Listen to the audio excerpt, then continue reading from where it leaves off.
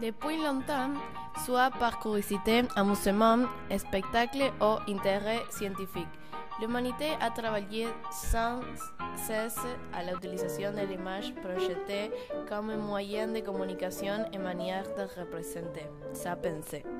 Il y a plus de 100 ans, les frères Lumière ont présenté pour la première fois le cinématographe, un engin capable de capturer les images en mouvement et puis les projeter.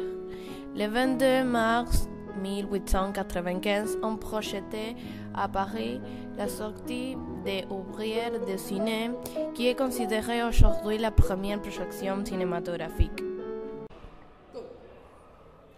La réussite des Lumières a été le résultat de la confluence de plusieurs procès qui se sont accélérés pendant le XIXe siècle.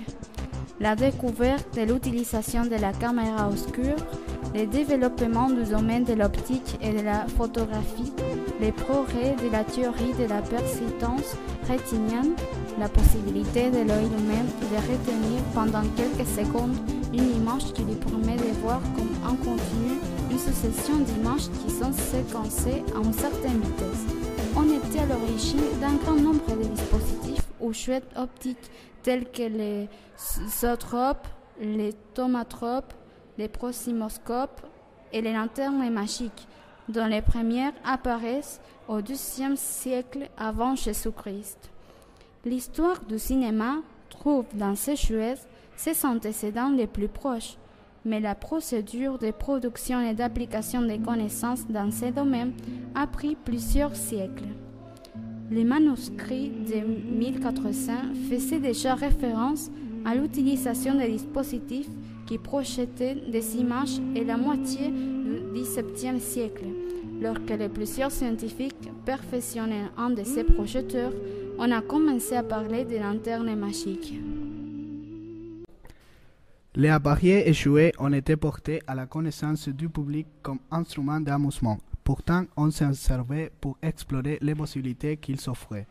L'essence avec les lanternes magiques favorisait la possibilité de s'amuser, tricher, effrayer, communiquer, rechercher, enseigner et divulguer les nouvelles découvertes.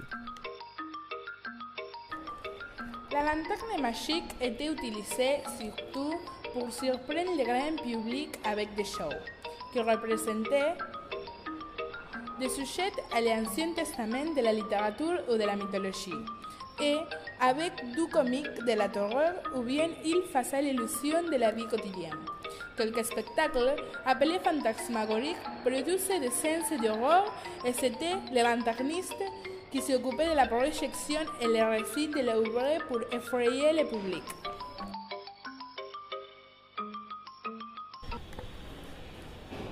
En 1790, la première lanterne magique est apparue en Argentine.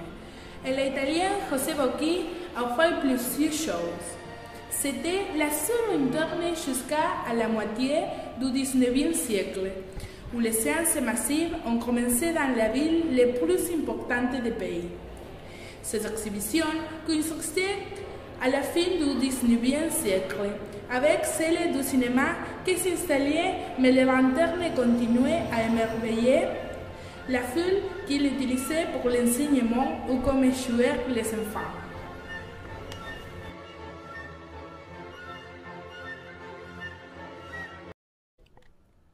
Un ensemble de plaques en vitre fabriquées en France dans une maison qui n'existe encore font partie du patrimoine de notre école, le normal numéro 1.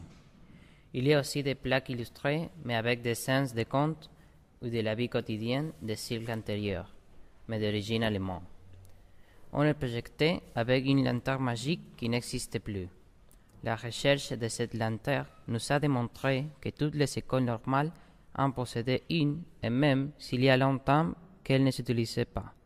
Elle continuait à nous émerveiller.